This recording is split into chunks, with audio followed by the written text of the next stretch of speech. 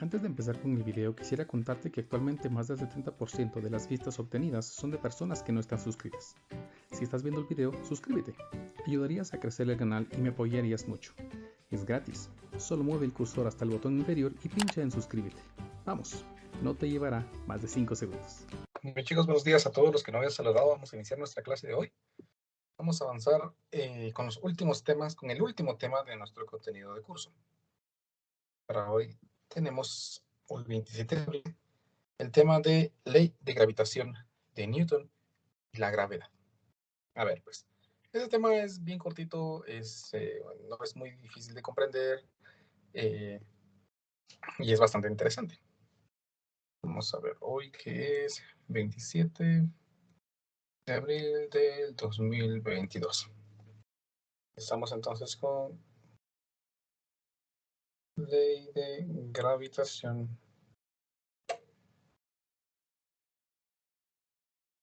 universal. A ver, pues, la ley de gravitación universal intenta explicar cómo es el comportamiento de aquellos objetos que se encuentran más allá de nuestro planeta. El ser humano siempre ha visto a las estrellas. Pues, supónganse que ustedes se encuentran de noche en algún lugar en donde hay poca luz y no tienen el celular, por supuesto. Por instinto, el ser humano siempre ubica el punto donde hay luz. Eso es instinto. Es decir, si ustedes estuvieran en una oscuridad y ven una luz, su instinto les dice vayan hacia esa luz. Por eso que vayan hacia la luz, no vayan hacia la luz. El ser humano entonces siempre ha visto las estrellas. Cuando estaba en una oscuridad total, siempre ha visto las estrellas. Y la pregunta es, ¿qué son esas cosas? ¿Por qué se mueven? ¿Por qué hay unos que aparecen a veces y a veces no aparecen? Estas ideas de qué se encuentra más allá de nuestro planeta, pues siempre ha cautivado al ser humano. Pero especialmente a Newton, que fue quien logró escribir ecuaciones matemáticas que podían describir el movimiento de esos objetos. Hay una historia que cuenta que Newton una vez se encontraba debajo de un árbol.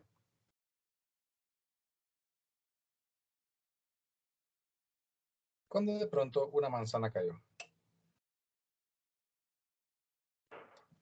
Cuando esa manzana cayó, hizo reflexionar a Newton, intentando comprender o haciendo una pregunta muy profunda. ¿Por qué los objetos caen para abajo? Una pregunta que tal vez a nosotros nos puede causar gracia o tal vez pues, pensar que Newton era muy inocente, ¿no? ¿Por qué los objetos caen hacia abajo? Realmente, ¿por qué caen hacia abajo? Imagínense, están Newton en el siglo XV, en 1600 y pico. ¿Por qué caen los objetos? O sea, ¿cuál es la razón de que los objetos caigan hacia abajo y no caigan hacia un lado o caigan dependiendo de, pues, si estamos más arriba o estamos más abajo? No, todos los objetos caen hacia abajo. ¿Y cuál es esa razón que los objetos caen hacia abajo? Para cuando Newton intentaba explicar estas teorías, existían ya unas leyes que se habían creado de observación, que se conocen como las leyes de Kepler.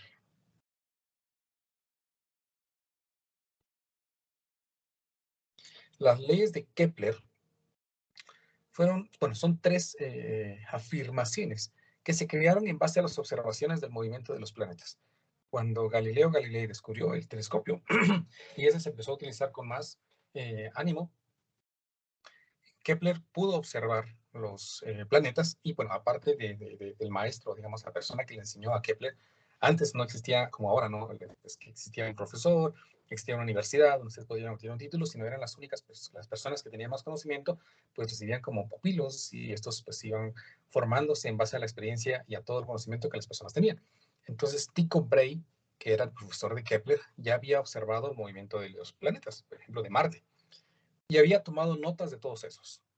Kepler reunió todos esos documentos después de la muerte de Tycho Brahe, porque Tycho Brahe se supone que no era como que muy celoso con esos documentos y no permitía que nadie más se los robara. Cuando al fin Tycho Brahe murió, entonces legó esos documentos a Kepler. Kepler pudo tener acceso a esa información y entonces, en base a esas observaciones y a las propias observaciones de él, pudo escribir 3 ecuaciones que se cumplen, o sea, tres afirmaciones que se cumplían, y eso era evidencia, y podían hacer cálculos allí y darse cuenta que realmente se cumplían esas ecuaciones.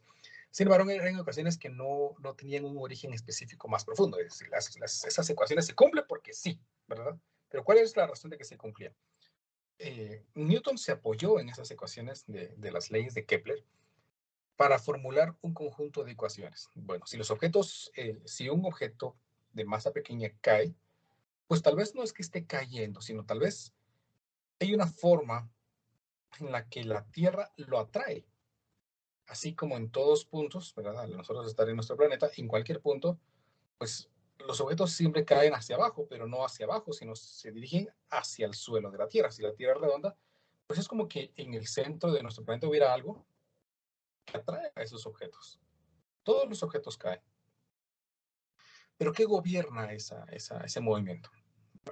Newton pasó muchísimos años intentando estudiar eso, lo comprendió, y aparte de comprenderlo, desarrolló matemáticas, imagínense esto, desarrolló matemáticas que le pudieran ayudar a desarrollar esas teorías, esas leyes. Él desarrolló y escribió un libro que se conoce como Principia Matemática. Bueno, más o menos, ¿no? Realmente matemática. El nombre completo es Filosofía Natural de los principios matemáticos de la filosofía natural. Ese es el nombre completo, ¿no? Pero generalmente se le conoce como Principia Matemática. En este libro, que realmente consta, es un conjunto de 3 libros, Newton desarrolla, primero, toda la matemática necesaria para poder explicar él por qué los objetos se atraen entre sí. En estos desarrollos, en estos 2 primeros tomos de su libro, o de su compendio, por así decirlo, Newton desarrolla las teorías del cálculo, desarrolló la idea de los límites, no como tal, ¿no? Desarrolló las ideas sobre los límites, desarrolló la idea de las derivadas, desarrolló la idea de la integral desde su punto de vista. Él desarrolló esas matemáticas que ahora usamos un montón, sobre todo aquí en ingeniería, que le permitieron a él escribir lo que se conoce ahora como la ley de gravitación universal. Después de toda esa matemática,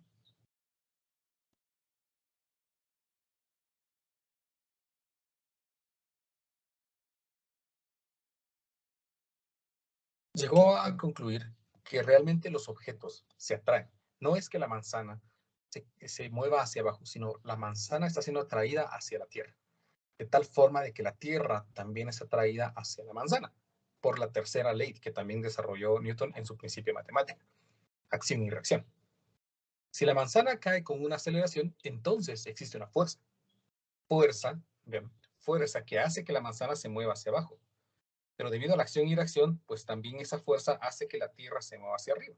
Dependiendo de la perspectiva, nosotros podríamos decir, bueno, la manzana cae o la Tierra sube hacia la manzana, ¿verdad? De acuerdo a la perspectiva. La ley de gravitación universal, entonces, ya como ecuación, afirma de que la fuerza con la que dos objetos se atraen, es igual a una constante que vamos a llamar G mayúscula por el producto de las masas y el cuadrado de la separación entre ellas, siendo R la separación. Vamos a escribir aquí entonces que R es igual a la separación. Separación entre masas. Cuando dos objetos tienen masa y se encuentran separados una distancia diferente del infinito, entonces existe una fuerza entre ellos. A mayor masa, mayor va a ser la fuerza con la que los objetos caen. La idea para que Newton desarrollara esto, pues como les mencioné, fue de las ideas de las leyes de Kepler, que vamos a ver más adelante. Newton también se preguntaba aquí, bueno, si la manzana cae, ¿por qué las estrellas no caen? ¿Por qué la luna no cae? La luna está más cerca que las estrellas, ya se podría observar con un telescopio. ¿Por qué la luna no se cae? Preguntas interesantes para esas fechas, ¿no? Incluso ahorita, pues ustedes buscan por qué la luna no se cae y les va a aparecer un video en YouTube que les van a explicar por qué no se cae. Pero en ese entonces no existía YouTube, no existía ni siquiera el Internet. ¿verdad? Aunque no crean, el Internet no, aunque ustedes no lo puedan creer, el Internet no ha existido toda la vida. ¿Por qué la luna no se cae? ¿Por qué las manzanas sí y la luna no se cae? Entonces, todos estos elementos importantes, Newton los redacta en su principio de matemática, desarrolla sus 3 leyes de Newton, desarrolla el cálculo y desarrolla la ley de gravitación universal. Entonces, dos objetos, según esto, se van a atraer con una fuerza que es proporcional a la masa de los objetos e inversamente proporcional al cuadrado de la separación entre ellos. Esta constante G no la pudo calcular Newton. Esta constante G ahora se conoce como constante de gravitación universal.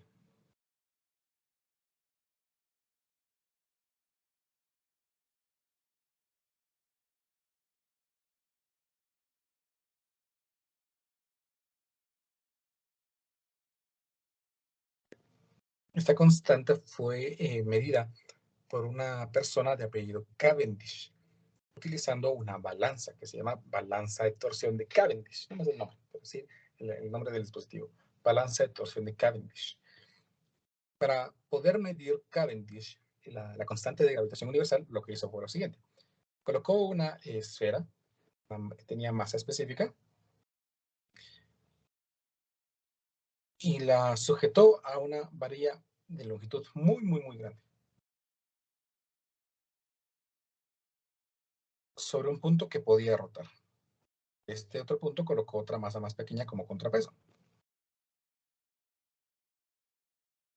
Cuando Cavendish acercaba una masa pequeña o una masa significativa a esa masa que se encuentra atada o sujeta a la balanza de torsión, entonces esta se atraía siguiendo la ley de gravitación universal de Newton.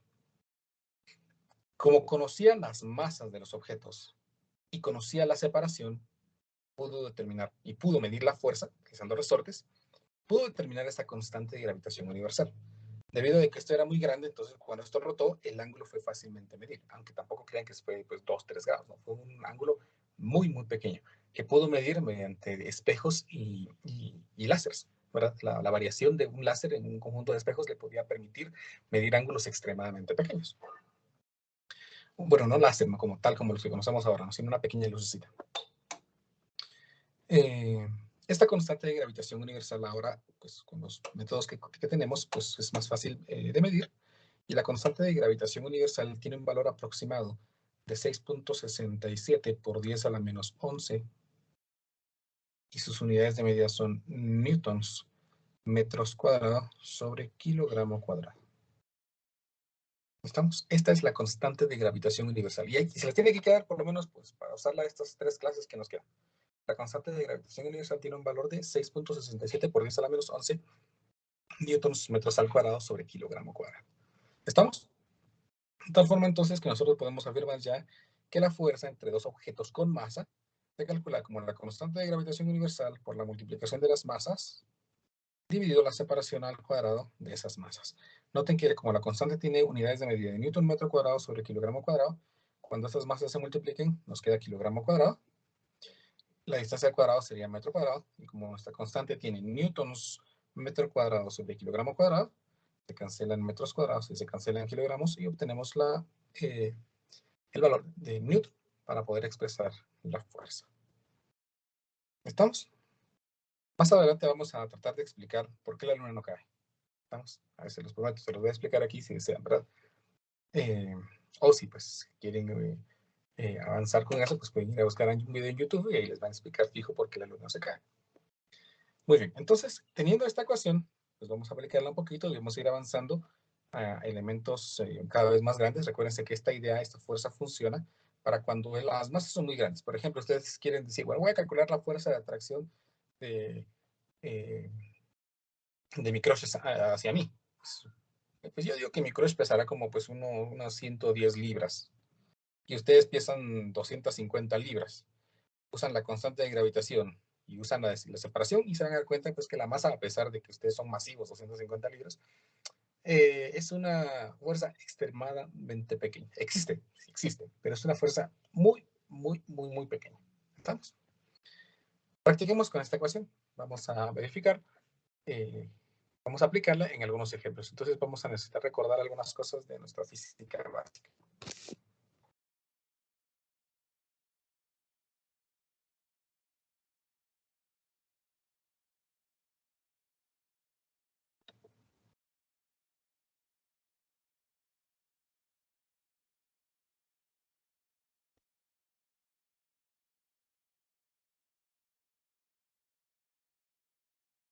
Ahí está. Vean que tenemos aquí fuerzas, masas muy pequeñas, ¿no? 2 kilogramos, 4 kilogramos, 6 kilogramos. Y el problema dice así.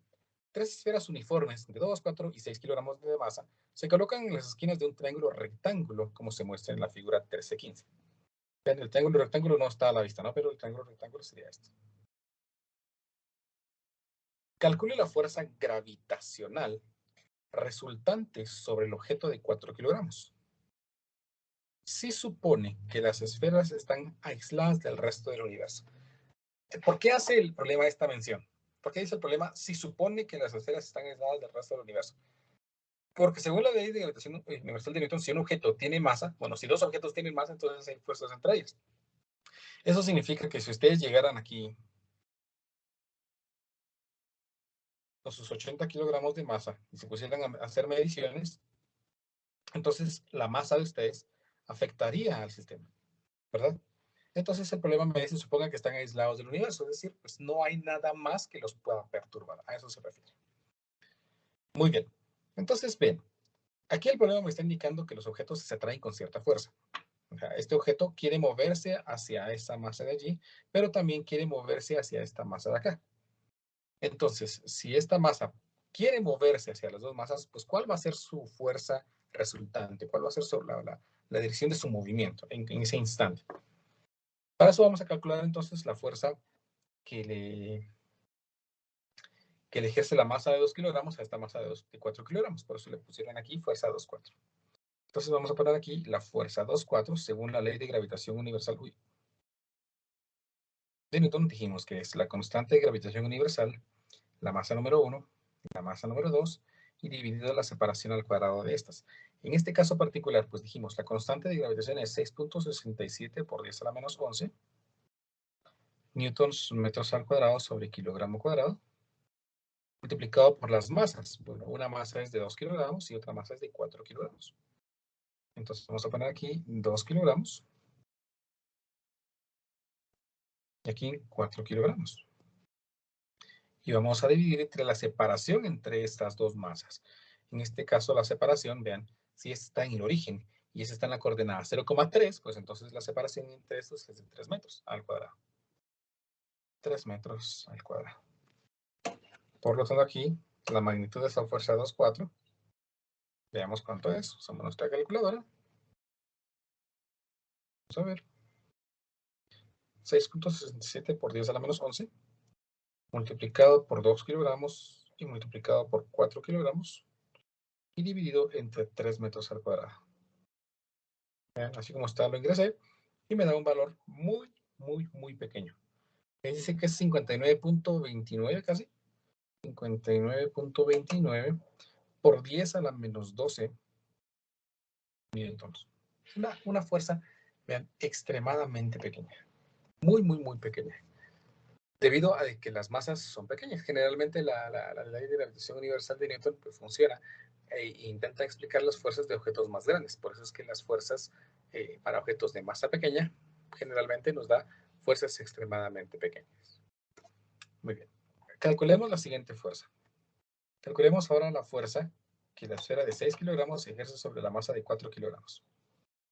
Para este caso, pues la misma idea. La constante de gravitación universal, la masa de 1, la masa de 2, dividido la separación al cuadrado. Noten que las fuerzas las calculamos de a dos masas, no calculamos la fuerza utilizando 3 masas de un solo, no. Solo se puede usar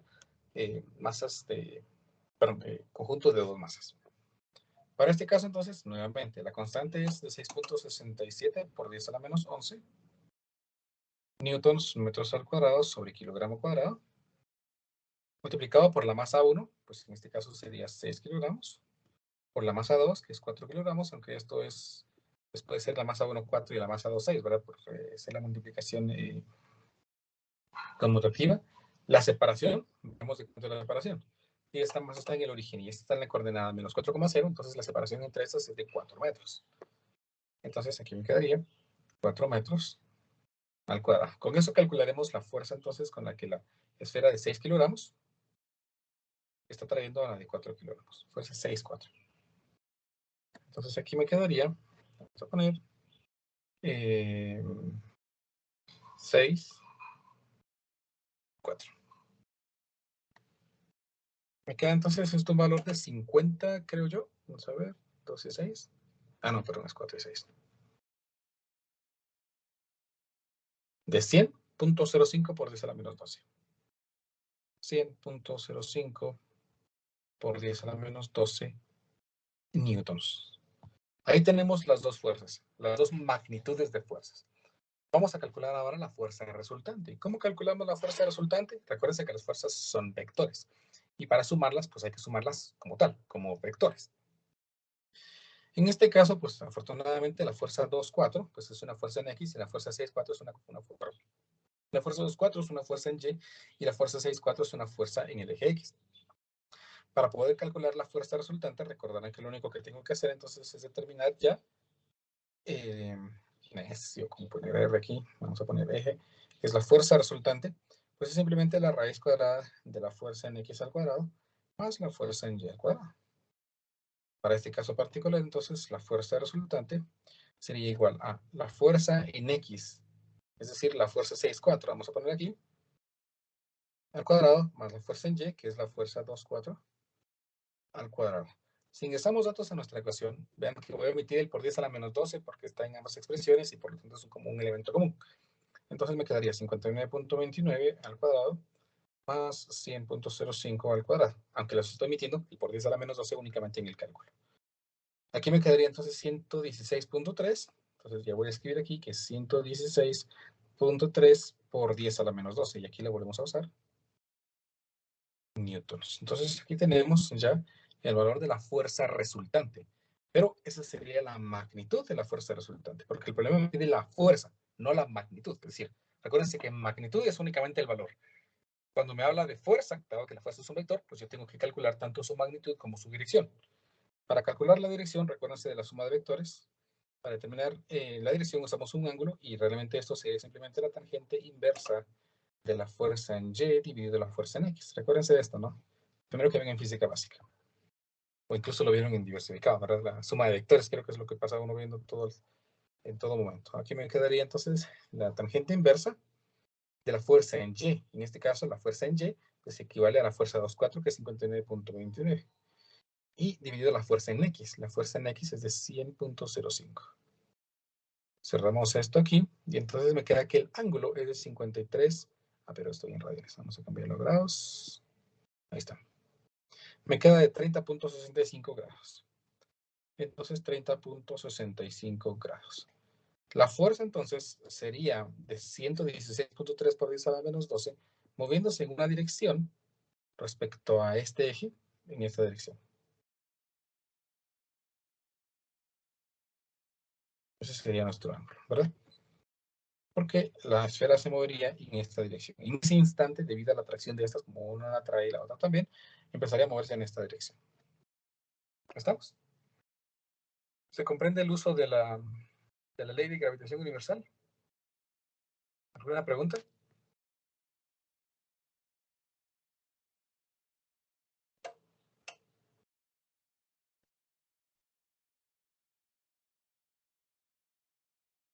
Sí, perfecto. Va. Sigamos, pues. De acuerdo a lo que estamos viendo aquí, bien, vean esta ecuación importante. La fuerza es igual a la constante de gravitación universal por el conjunto de la masa al radio al cuadrado. Observen que la fuerza depende de la separación entre los objetos. Pero nosotros aprendimos que la fuerza que atrae a los objetos, pues es el peso, ¿no? Ese es el peso con el que los objetos se atraen. Entonces veamos cómo se describe ahora la gravedad mediante la ley de gravitación universal. Entonces vamos a definir ahora nuevamente la gravedad. La gravedad. De acuerdo a la segunda ley de Newton, fuerza es igual a masa por aceleración. Cuando un objeto se mueve acelerado, existe una fuerza. Entonces, cuando un objeto tiene un peso, entonces su fuerza es el peso, y esa se calcula como masa por gravedad, porque la gravedad es una aceleración. Pero de acuerdo a la ley de gravitación universal de Newton ahorita, pues entonces, si estamos hablando de que un objeto se ve atraído hacia la superficie de un planeta, hablemos ahora de un planeta, que no necesariamente puede ser la Tierra, supongamos que este es un planeta, bueno, supongamos que es la Tierra, ¿no? Para hacerlo más sencillo. Si suponemos que esta es la Tierra,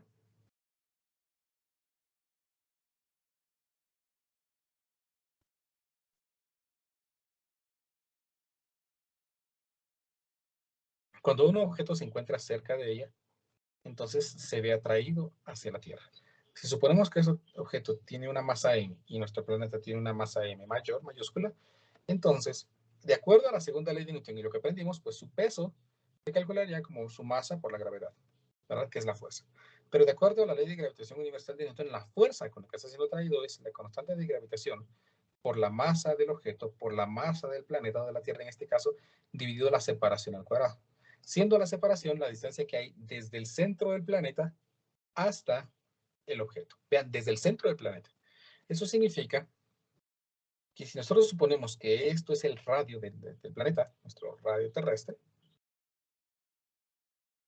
y esta es la altura del objeto respecto al suelo, entonces la distancia total medida desde el centro del planeta, esto es fácilmente demostrable, pero requiere de cálculo, ¿verdad? De integrales y toda la cosa, y no integrales simples, sino un poquito de integrales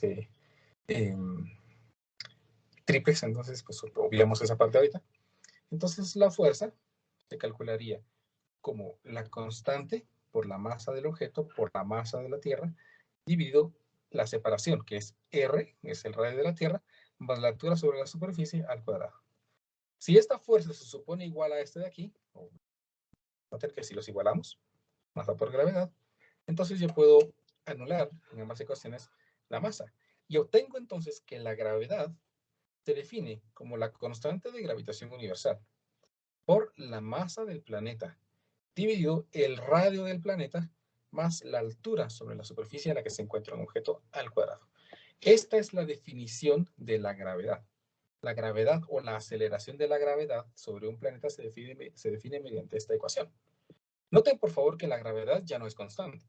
Nosotros suponemos en todo momento que la gravedad es constante, 9.8 metros sobre segundos al cuadrado, ¿verdad? O 9.81 metros sobre segundos al cuadrado. Sin embargo, esta ecuación, debido a que la constante de gravitación universal es constante, la masa de la Tierra es constante, el radio de la Tierra es constante. Si nosotros nos suponemos sobre la superficie del suelo, pues encontramos un valor de la superficie, pero un valor de la gravedad sobre la superficie. Pero si esta altura va variando, vean, la altura a la que nos encontramos, entonces todo este elemento va variando y por ende la gravedad va a ir variando. Por lo tanto, la gravedad varía con la altura. Mientras más grande es este elemento, más grande sea la altura, todo este denominador se hace más grande. Por lo tanto, la gravedad decrece. Eso significa que vean, a mayor altura sobre la superficie del suelo, menor va a ser la aceleración de la gravedad que ese objeto sufre. Eso significa, yo me encuentro aquí en Quetzaltenango, que si yo calculo la gravedad aquí en Quetzaltenango, en el municipio de La Esperanza, que es donde yo vivo, en el municipio de La Esperanza, va a ser la gravedad ligeramente distinta a la gravedad que calcule alguien viviendo en, por ejemplo, en la frontera de Tecumán, que ahí se encuentra bajo el nivel del mar, ¿no? La diferencia de alturas es aproximadamente de 2 kilómetros. 2 kilómetros son significativos, entonces, y esperaría que la aceleración de la gravedad en una localización va a variar dependiendo de la altura. ¿Estamos? Entonces, estamos ingresando aquí que la gravedad varía respecto a la altura sobre la superficie de un planeta. ¿Estamos? Voy a compartirles, los voy a dejar ahí en el módulo en un ratito esta tabla, que nos va a ser muy útil para los problemas que se vienen. La encuentran en el libro de Serway también, por si pues, les da pereza ir a buscar un poquito, ¿no? Pero ¿para qué lo voy a ir a buscar si el link lo va a poner? Van a hacer ustedes. O mejor tomo una captura y ¿para qué lo voy a ir a buscar? De todas maneras, lo voy a compartir ahí, no se aplica. Son datos planetarios útiles. ¿Estamos? Me da, por ejemplo, la masa de Mercurio o la masa de Venus, el radio de Mercurio, el radio de Venus, el periodo de revolución, más adelante vamos a ver a qué se refiere a eso, la distancia desde el Sol y este dato aquí que pues, es una constante más o menos, ¿no? Vean que casi tienen el mismo valor. Es un valor que da las 6 de Kepler que vamos a ver en la siguiente clase. Lo importante de esa tabla es que vean, dan la masa, imagínense esto, dan la masa de los planetas. ¿Cómo es posible tener la masa de un planeta? ¿Cómo es posible que nosotros podamos conocer la masa de la Tierra? ¿Cómo podemos conocer la masa de la Tierra si se supone que no tenemos una gran balanza para tomar la Tierra? Y ni siquiera podemos tomar la Tierra y colocarla sobre una gran balanza y que nos diga, sí, usted subió de peso Tierra y ahora mide, ya pesa 5.97 por eso a la 24. De plano están aumentando la cantidad de seres humanos. No hay una forma de poder pesar la Tierra con una balanza. ¿Cómo podemos medir entonces la masa de la Tierra? Pues usamos esta expresión. Bien, esa expresión es bastante útil. Uy, se me acabó el cuaderno una vez más.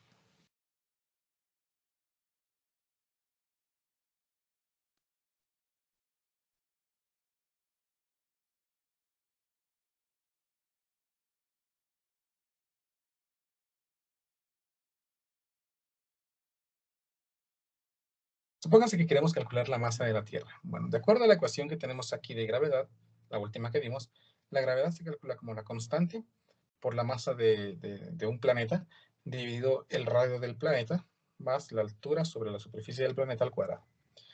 Supónganse que nosotros nos encontramos sobre la superficie de la Tierra. Eso significa que no hay una altura sobre la Tierra. Entonces G sería igual a la constante de gravitación universal multiplicado por la masa dividido el radio del planeta elevado al cuadrado. Siendo el radio del planeta, pues refiriéndose a la distancia que hay desde el centro de nuestro planeta a la superficie del planeta. Pero resulta que nuestro planeta pues es muy grande. ¿Cómo vamos a poder medir el radio terrestre? Pues el radio terrestre es fácilmente medible mediante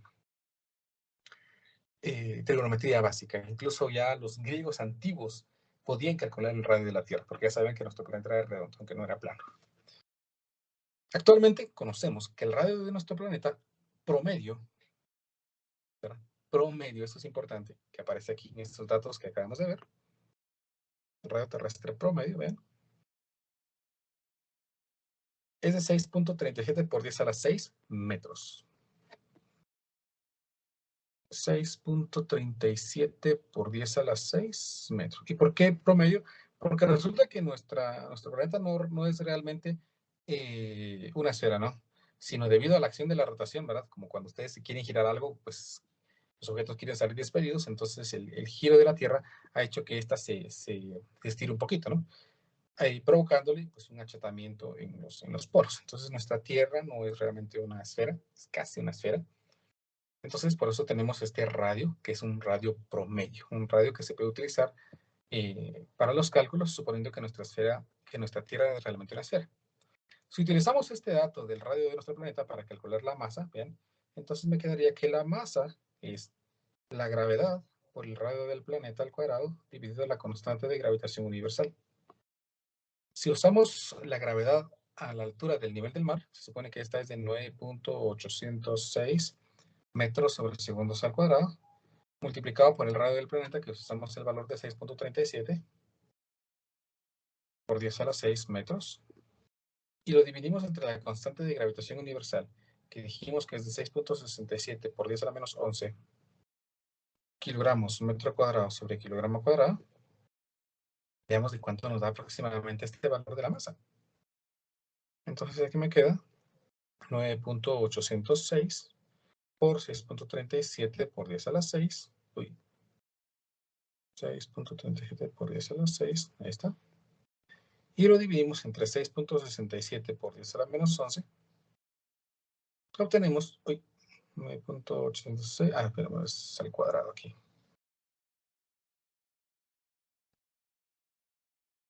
Vamos a ver. Al cuadrado. Ahí está.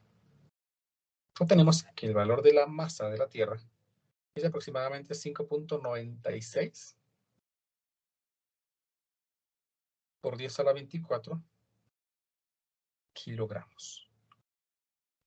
Vean que no es necesario tomar entonces una balanza y colocar un planeta sobre ella para poder medir su masa. Mediante cálculos se puede determinar la masa. Por ejemplo, ustedes saben de que hay varios objetos que han ido a la Luna.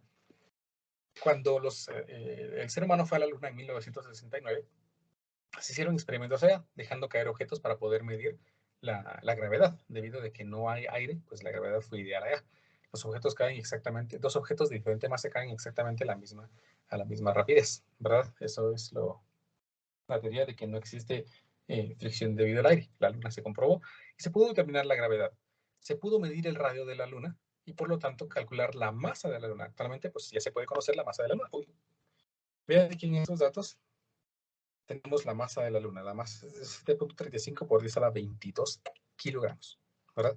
A pesar de que parece, vean, de que estos datos son muy cercanos. Es pi por 10 a la 22 y esto es por 10 a la 24, ¿verdad? Entonces no hay mucha diferencia. Pero los exponentes por 10 a la 22 y por 10 a la 24, pues nos están hablando de muchos ceros más. Entonces sí hay una cantidad significativa entre la masa de la Tierra y la masa de la Luna. ¿Estamos? Me explico entonces cómo se calcula la masa de un planeta. No necesariamente se tiene que estar en el planeta y pesarlo para poder calcular su masa. Con pruebas básicas se puede determinar. ¿Alguna pregunta? ¿Se comprende esta idea, esta información que les comparto?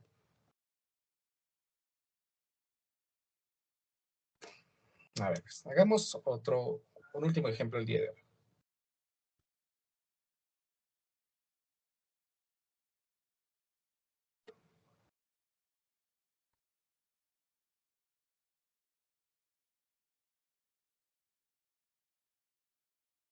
A ver, dice este problema. Una estrella de neutrones típica puede tener una masa igual a la del Sol, pero un radio de 10 kilómetros únicamente. Inciso A. ¿Cuál es la aceleración gravitatoria en la superficie de una estrella de estas? Inciso B. ¿A qué velocidad se moverían objetos si cayese desde el reposo a una distancia de 1.20 metros en una estrella así? Bueno, pues el problema dice que esa estrella de neutrones puede tener una masa igual a la del Sol. Entonces, pues vamos a buscar cuánto es la masa de nuestro Sol. ¿Y cómo sé cuál es la masa del Sol? Pues aquí en esta tablita aparece Sol. Y el Sol tiene una masa de 1.989 por 10 a la 30 kilogramos. Entonces yo sé que esta masa es de 1.989 por 10 a la 30 kilogramos. Pero el radio de esa estrella, según lo que dice el problema, es de 10 kilómetros. O sea, 10 kilos por 10 a la 3 metros. El problema quiere que calculemos la aceleración de la gravedad sobre la superficie de esa estrella. Entonces, la gravedad en esa estrella de neutrones, dijimos que se calcula como la constante de gravitación universal multiplicado, me olvidó aquí la masa, sí, por la masa dividido el radio del planeta. En este caso, el radio del planeta de la estrella al cuadrado. La altura la omitimos porque se supone que estamos calculando sobre la superficie. En la superficie, por lo tanto, no hay ninguna altura sobre la superficie. Por eso es que omití esta H. Pues tenemos todos los datos. Aquí me quedaría entonces, como G es de 6.67 por 10 a la menos 11, lo multiplicamos por la masa del objeto. La masa dijimos que es de 1.989 por 10 a la 30. Ahí está. Y lo dividimos entre el radio del planeta, que es 10 por 10 a la 3 al cuadrado. Y obtengo entonces, vean que ese es el valor de la gravedad. Hagámoslo en modo de ingeniería. Me da de 1.33 más o menos. 1.33 por 10 a la 12 metros sobre segundos al cuadrado. Metros sobre segundo. La gravedad es extremadamente grande. Sí, muy, muy grande. 1.33 por 10 a la 12 metros sobre segundo del aumento de velocidad en cada segundo. Imagínense eso. Si lo quitamos aquí, ese número sería, vamos a ver, se los tiene. 3, 6, 9, 12. Es 1.326 millones de metros sobre segundo el aumento de su velocidad por cada segundo que pase. Imagínense eso, es grandísimo. Y aquí entonces la aceleración de la gravedad en esa estrella de neutrones. El problema me dice ahora, ¿a qué velocidad se movería un objeto si cayese desde el reposo a una distancia de 1.20 metros en una estrella así? Pues es un movimiento de caída libre, ¿no? No, nada, ¿qué más? La velocidad inicial es 0 porque parte de reposo. La velocidad final es lo que el problema me pide. La altura que cae es de 1.20 metros. La aceleración de la gravedad es de 1.33 por 10 a la 12 metros sobre segundos al cuadrado. Con estos datos, entonces podemos usar la ecuación que dice que la velocidad final al cuadrado es igual a la velocidad inicial al cuadrado más 2 veces la aceleración por la altura. Dado de que la velocidad inicial es 0, entonces la velocidad final sería la raíz cuadrada de 2 veces la aceleración por la altura. En este caso, entonces me quedaría la raíz cuadrada de 2 por la aceleración. 1.33, vamos a poner entre paréntesis mejor, 1.33 por 10 a la 12, multiplicado por la altura, que es 1.20 metros. Y me queda entonces que la rapidez a la que se movería es de 170, no, hombre, vamos a ver, 1.78, no, sería 1.786.616.91 metros sobre segundo. Si lo queremos pasar a kilómetros, dividémoslo entre 1000. El objeto caería a 1786.6 kilómetros sobre segundo. Imagínense esa rapidez, ¿no? 1786.6 kilómetros sobre segundo. Si suponemos que la distancia lineal, bueno, supónganse la distancia, bueno, no lineal, la distancia de Quetzaltenango a la ciudad de Guatemala son 200 kilómetros. 200 kilómetros. En un segundo iríamos y regresaríamos a Guatemala 4 veces, más o menos, para completar esta rapidez. En un segundo, imagínense, para poder describir esa velocidad. En un segundo iríamos y regresaríamos de la ciudad de Guatemala 4 veces desde Quetzaltenango. Aproximadamente, y todavía tendríamos tiempo para recorrer más distancia. En un segundo. Es una velocidad rapidísima. Noten entonces que esta ecuación me está diciendo de que mientras más masa sea la que un objeto tenga y su radio sea más pequeño, es decir, como que más comprimida esté esa masa, mientras más comprimida esté esa masa, mayor va a ser esa gravedad.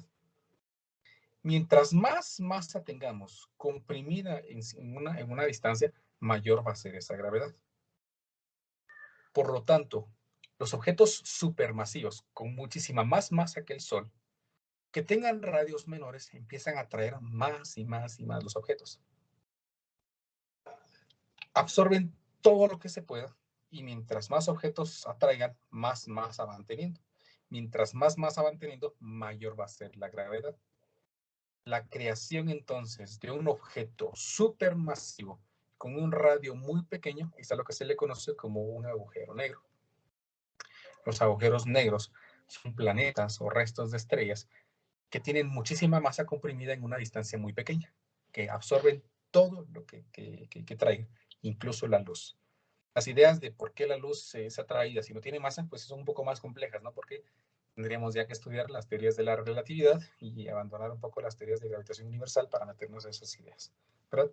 Pero esta ecuación ya me da nociones de la existencia de objetos que mientras más masa tengan, comprimidas en un radio muy pequeño, entonces hacen que su gravedad sea muy grande, atrayendo cualquier tipo de objeto. La gravedad ya me anticipaba la existencia de agujeros negros, la ley de gravitación universal de Newton. Entonces vamos a dejarla aquí por hoy. Nos miraríamos el día viernes para continuar con este pequeño tema. Espero que pasen un buen día y cuídense mucho. No se olviden olvidar de hacer su ejercicio, por favor. Audio Jungle.